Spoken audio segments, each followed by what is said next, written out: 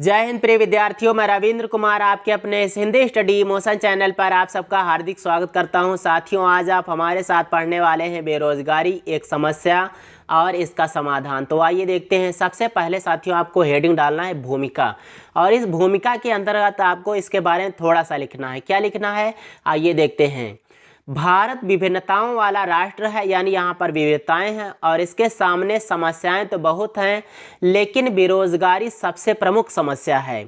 इस जटिल समस्या को दूर करने के लिए प्रयास किए जा रहे हैं, अर्थात जनसंख्या की अधिकता के कारण यह समस्या दूर नहीं हो पा रही है।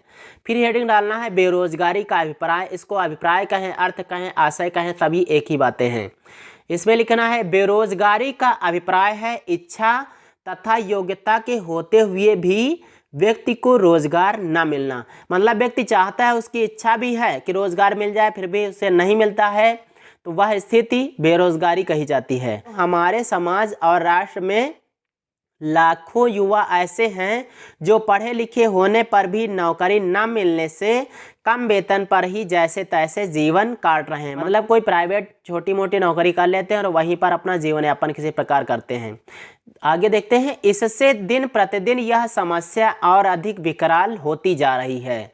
इस समस्या के समाधान के अभाव में नवयुवकों और नवयुवतियों में निराशा और आक्रोश की भावना की मात्रा बढ़ती जा रही है। फिर इसके प्रकार के बारे में लिखना है। तो हेडिंग हो जाएगी बेरोजगारी के प्रकार। बेरोजगारी को शिक्षित तथा अशिक्षित बेरोजगारी के रूप में विभाजित किया जा सकता है, मतलब दो रूपों में। इसे पूर्ण व आंशिक बेरोजगारी के रूप में भी बांटा जा सकता है। आंशिक बेरोजगारी में व्यक्ति ना तो पूरे समय के लिए नौकरी पाता है और ना ही अपनी योग्यता और क्षमता के अनुसार वेतन। आंशिक रोजगार एक तरह की विशेष समस्या है, इसे पूर्ण बेरोजगारी समझना चाहिए। तो पूर्ण बेरोजगारी में तो पूरी तरह बेरोजगारी होती दोस्तों। अगली हेडिंग हो जाएगी बेरोजगारी के कारण। तो इसमें लिखिएगा बेरोजगारी के निम्नलिखित कारण बताए गए हैं। जैसा पहला कारण है जनसंख्या में वृद्धि। इसमें लिखना है आज़ादी से पहले अविभाजित भारत की, दोस्तों जब भारत पाकिस्तान बांग्लादेश एक हुआ करता था तब की बात है, यहाँ की जनसंख्या 36 करोड़ थी, जबकि इस समय यहाँ की जनसंख्या लगभग 1.25 अरब हो चुकी है। प्रतिवर्ष बढ़ने वाली जनसंख्या के कारण बेरोजगारी स्तर भी बढ़ रहा है। फिर दूसरा कारण इसका हो जाएगा औद्योगिकरण और यंत्रीकरण।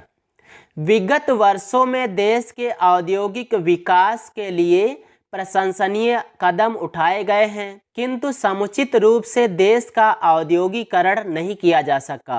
इसलिए बेकार व्यक्तियों के लिए, बेकार मतलब जो ऐसे ही बैठे हैं, कोई रोजगार नहीं है, ऐसे व्यक्तियों के लिए रोजगार नहीं जुटाए जा सके। हमारे वैज्ञानिकों द्वारा दिन प्रतिदिन नए नए आविष्कार किए जा रहे हैं, लेकिन प्रशिक्षण संस्थानों की कमी है। जो प्रशिक्षण संस्थान हैं भी उनमें योग्य प्रशिक्षकों का प्रायः अभाव है। तो ये भी एक कारण हो गया। अगला कारण ये हो जाएगा कृषि का पिछड़ापन। दोस्तों भारत की लगभग 72% जनसंख्या कृषि पर निर्भर है। कृषि की अत्यंत पिछड़ी हुई दशा के कारण कृषि बेरोजगारी की समस्या व्यापक हो गई है। चौथा कारण लिखना है दोषपूर्ण शिक्षा प्रणाली। भारतीय शिक्षा सैद्धांतिक ज़्यादा, व्यवहारिक कम है। मतलब सिद्धांतों पर ज़्यादा बल दिया जाता है, व्यवहार में जो कुछ अपनाया जाए इस पर कोई ध्यान नहीं है इस शिक्षा का। इसमें पुस्तकीय ज्ञान पर ही विशेष ध्यान दिया जाता है। फलस्वरूप यहाँ के स्कूल कॉलेजों से निकलने वाले छात्र ऑफिस क्लर्क ही बन पाते हैं, मतलब किसी ऑफिस में बस लिपिक ही बन पाते हैं, निजी उद्योग धंधे स्थापित करने योग्य नहीं बन पाते। तो ये हो गए मुख्य कारण। अब इसके दूर करने के उपाय देखते हैं। तो बेरोजगारी दूर करने के उपाय। बेरोजगारी एक बीमारी है, लेकिन इसे दूर करने के लिए दवा की नहीं, बल्कि इसे जन्म देने वाली और बढ़ाने वाली परिस्थितियों को बदलने की ज़रूरत है। बेरोजगारी दूर करने के निम्नलिखित उपाय हैं। जैसे पहला उपाय जनसंख्या नियंत्रण। इसमें लिखना है, हमारे देश में अनेक सामाजिक और आर्थिक समस्याओं के समान बेरोजगारी की भी समस्या है। इसका समाधान परिवार कल्याण कार्यक्रमों को लागू करके ही किया जा सकता है। दूसरा फिर हो जाएगा उपाय, शिक्षा प्रणाली में व्यापक परिवर्तन।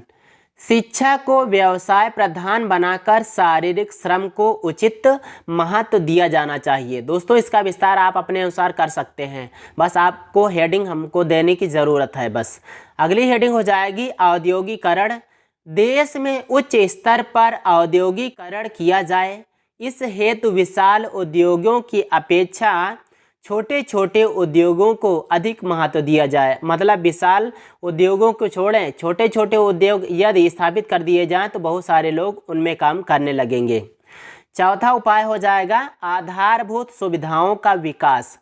स्वतंत्रता प्राप्ति के इतने वर्षों के बाद भी दोस्तों, जैसा कि समय 73 वर्ष तो हो चुके हैं, हम यातायात के लिए पर्याप्त सड़कों, सिंचाई के लिए नहरों, रहने के लिए मकानों आदि की पर्याप्त सुविधा उपलब्ध नहीं करा सके।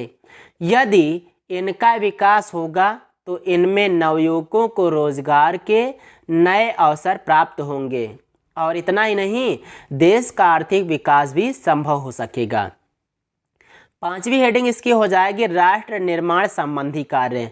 इसमें लिखिएगा, देश में बेरोजगारी दूर करने के लिए राष्ट्र निर्माण संबंधी विविध कार्यों का विस्तार किया जाना चाहिए। अंतिम हेडिंग हो जाएगी साथियों उपसंहार। इसके अंतर्गत लिखिएगा, रोजगार के अभाव में नवयुवकों में आपराधिक प्रवृत्ति बढ़ती जा रही है। कहने का मतलब उन्हें रोजगार नहीं मिलता, इसलिए वे अपराध करने पर मजबूर हो जाते हैं, जिससे उनमें निराशा और आक्रोश पनप रहा है।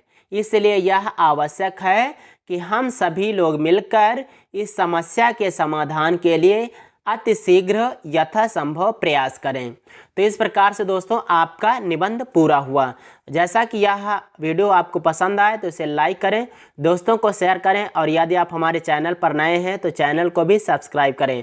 आइए दोस्तों चलते हैं। जय हिंद, वंदे मातरम।